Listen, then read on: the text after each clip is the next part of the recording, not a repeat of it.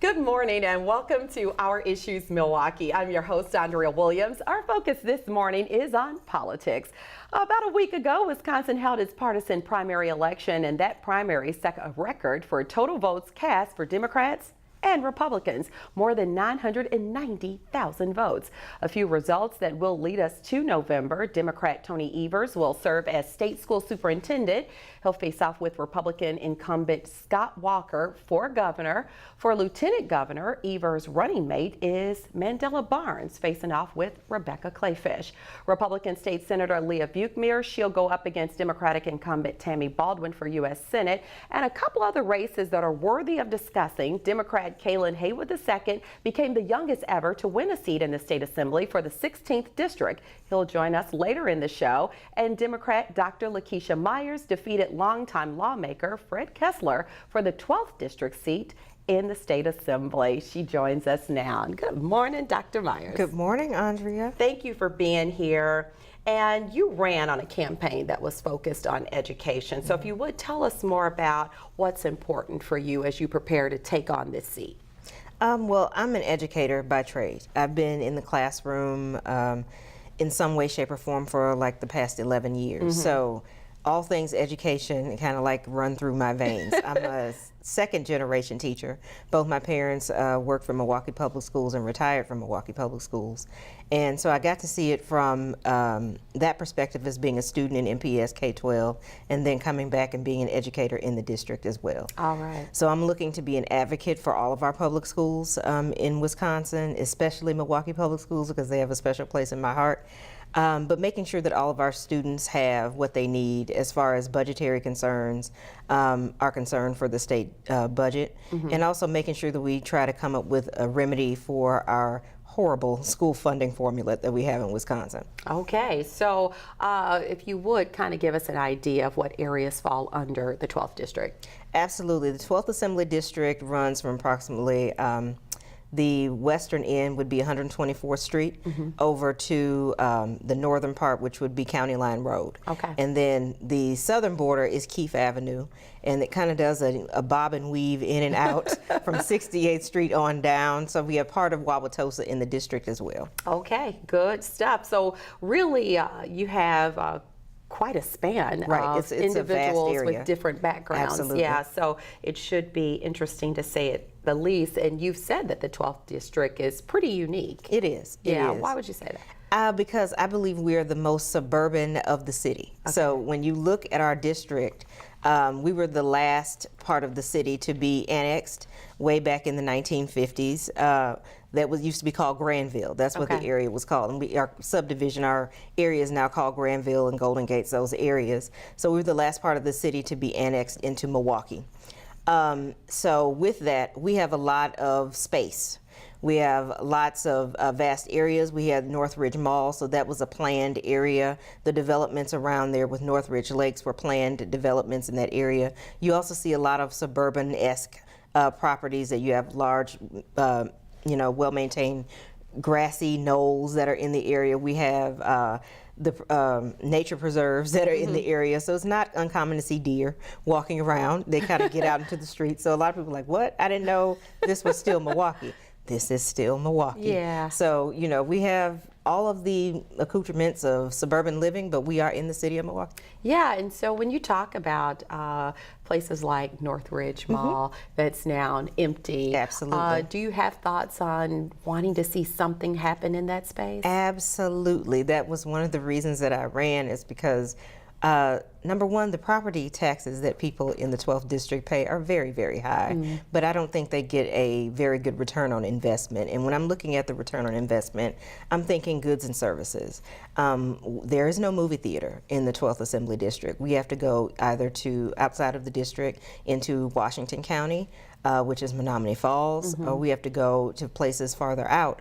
So I'm looking like, we work in the district, we live in the district, but yet we don't get any goods and services in the district, and I think that's a big problem for me. Wow. And with the decline of the mall and then the mall closing, the foot traffic that's on Brown Deer Road has, people just drive down the road and it's nothing there for them to stop unless you go to Rocky Rococo's. It's really it's noticeable. Sparse. It is very, yeah, very, I mean, it's noticeable. The Target changes is gone. in the last you know, all decade. of the, a lot of the big box stores that we had in that area, they have slowly but surely started to shutter. And I think that's something that people look at and say, wow, this is going in a direction that we don't like. You know, when you see empty spaces, it's kind of like the broken windows theory. You look at, you start to see the decline in the area. It looks like it's depressed, and people would think, oh, they don't care. No, we do care. There are a lot of people that live in the area that are city workers, that are teachers, that are firefighters, police officers, people that work for state government. So all of these people live in our area, and we need to do something, as you know, to support them and give them some goods and services so that they'll stay in the area. All right. Well, one of the things we like to do is sometimes go past the issues and know more about the elected officials on a personal level. So if we could, we'll look a little bit at your background. You were born and raised in Milwaukee. Yes. You are a graduate of Rufus King High School. The best school anywhere. That's right. You've received a BA at Alcorn State University, a master's at Strayer University, and your doctorate from Argosy University. So with all of those things under your belt, and we have established that you are an educator with Milwaukee Public Schools, where you work as a school support coach. If you would, tell us more about your career path that has led you to where you are today. I left high school way back in 2002. I know it seems like a long time ago. But you're making me feel old, that's all. No, not at all. But when I left back then, I said, I was one of the hundreds of students who were like, you know what? I don't like Milwaukee. I'm done. I'm leaving. I'm going somewhere else to make my mark in the world. And I was like, okay, I ran as far away as I could, which was to Mississippi. Who runs to Mississippi, right? So I did that, and I came back home after I graduated, and I worked for State Senator Lena Taylor. And that was by far one of the best experiences that I ever had. So that gave me my first real taste of working in the legislative office, understanding the nuances of what a state legislator does. I didn't realize what you could call a state legislator for. A lot of people were like, oh, I didn't know a state legislator did that. So while you can call for things and issues that you have with any state agency, we have gotten constituent services calls that range from I need help paying my energy bill to, I need help with the Department of Child Welfare. And we were able to help people with all of those issues. And working for an active legislator like Senator Taylor, she wanted to make sure that every constituent need was met. So I got the best of both worlds. I worked on policy issues. I was her education policy specialist. When I worked in her office, I worked on healthcare issues, and I also got to work heavily with constituent relations. So I liked doing both of those things, and I liked working for an active legislator. So that kind of got the wheels turning that this may be something that in the future I might want to try and do. And then I was like, oh no, I'm not running for office. I don't think so, maybe not me. So I said, okay, but I had gone to a meeting and actually got a phone call out of the blue, really, from Congressman Danny Davis, and he said, I'm looking for somebody to work on my subcommittee. I heard you were good, would you come? And I went to DC and worked with him. I worked on the Oversight and Government Reform Committee in Congress during the 110th session of Congress.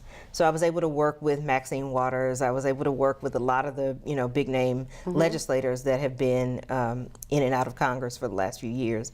And that was amazing. That was an amazing time. Bet. Being able to write floor speeches for them and work with them on policy. So I was like, okay. This is, again, making me think that this is something I might want to become involved with. Absolutely. But then I said, you know what, I'm bored. I actually want to do something hands-on with kids. I always thought that teaching would be my retirement career. And my mother looked at me and she said, you do realize you should do this when you're younger and not when you're older. And I said, let me take Mother's advice. and if I want to really see if I can, I'm cut out for this teaching thing, let me try that. So I actually went into the classroom in Prince George's County and went through an alternative certification program, and I loved it and stayed in the classroom there for 7 years. Okay. And then I said, I want to come home.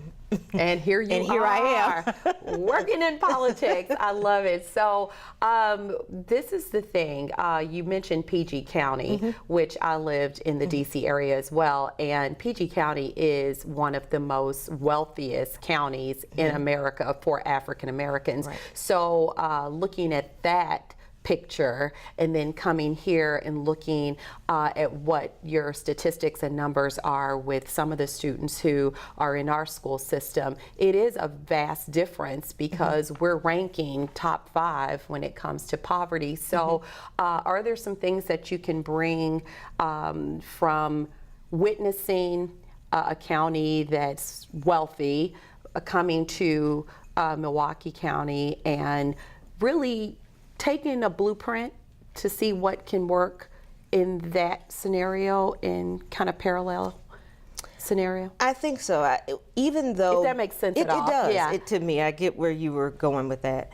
I think there are some things that we can look at Prince George's County and say, you know what, we can model some of our programming and some of the funding formulas that we have that they use there. We can model that here. However, I would like to say that while Prince George's County is wealthy on paper, there are pockets of wealth in Prince George's County. And in a lot of the schools that I worked in Prince George's County, they were not on the wealthy end of the county. Okay. So I worked with students that what they call DC Ward 9. So those were kids who were impoverished. They lived in the county, but they were mostly apartment dwellers. Their parents primarily may or may not have worked for the federal government on the lower end of the sphere, or they were first generation, to work for the federal government or work in federal services. Okay. So a lot of that mirrors Milwaukee. Okay. When you see people that may be first generation college students, parents that may not have gone to college or may have been former factory employees, people like that. So I think a lot of the techniques that I used in the classroom were things that I picked up here in Milwaukee and were able to use take there. Take there, absolutely. So it was actually the opposite. Yeah, yes. I like that. So basically, I want to get down to this because we are quickly running out of time. I mentioned that you defeated longtime legislator Fred Kessler. He was first elected to the Wisconsin Assembly back in 1960. Yes. He served as a judge in the 70s and 80s and was elected to the Assembly in 2004. Ironically, that was just 2 years after you graduated from high school. So my question, did you look at this situation, considering his background, and see it as an uphill battle, or how did you view it, considering he has the name recognition and the experience before you were even born? Absolutely. Yeah. I did look at it as an uphill battle, but I also looked at it as an opportunity. Representative Kessler did not have one thing that I had, and the one thing that I had that he didn't have was that I was born and raised in the district, and I think that gave me a slight advantage because as I'm knocking on doors and engaging with residents, especially on my block and in different places, people say, I know you, or they know somebody that knows me, or I worked with your mother, or I worked with your aunt. So yeah, I know you from MPS or, from church or from community in some type of way because I've been engaged with the community my entire life.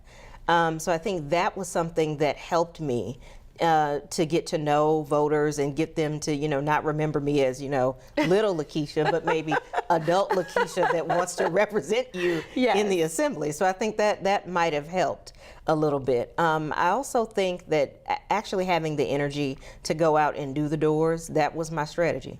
Talk to everybody, knock on every single door. Yes. Don't take any voter for granted. I know a lot of times in political, pundits and people who run campaigns all the time will tell you, oh, you only talk to the people who vote all the time or the people who vote most of the time. don't take anybody for granted. Okay. I've learned that. Don't That take strategy any voter worked. for granted. That's right. Well, congratulations again Thank on you. winning, and looking forward to seeing you go to Madison and do your thing. Absolutely. All right, thanks again. Thank you so much. All right, continued success. Dr. Lakeishia Myers is State Representative-elect for District 12. You can find out more about where she stands on the issues at myers4assembly.com. When we return to Our Issues Milwaukee, we'll follow up with a young man who ran for State Assembly in the 16th District. He won and made history. We'll talk to Kalen Haywood II and his dad, Kalen Sr., right after this.